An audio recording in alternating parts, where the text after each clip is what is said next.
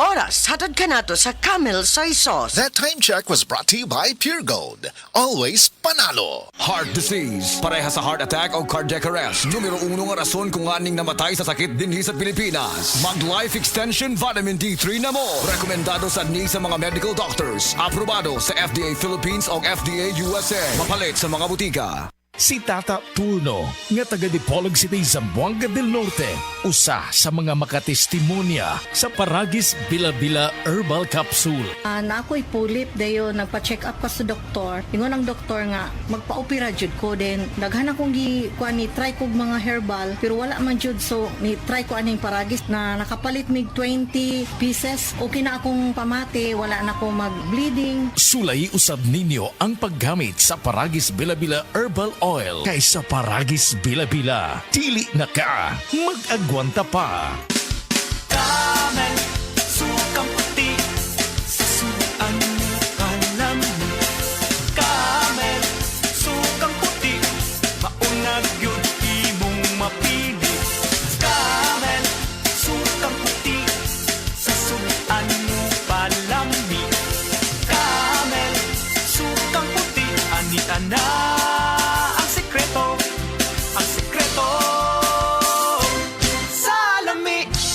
Hi! Hello mga kasama! Kini ang ubos yung alagad sa kanginan. Inyong kabis ay inyong kabangag sa ilong o G-Compo Krakasa. Mag-invite ka ninyo sa drama nga naguluhan. Inyong kinaham, Lovers in Plaza. Aduna ba'y forever? Kini, obo sa pag-sponsor ni SB member Daisy Alcibar Clavisillas. Karong Marso 18, diha sa Sursogon, Malabuyok, Cebu. Agighalad sa itong mahal nga patron, Senyor San Jose. Osmo na ko, Marso 18, diha sa Sursogon, Malabuyok, Cebu. Magkita-kita ta o maglingaw.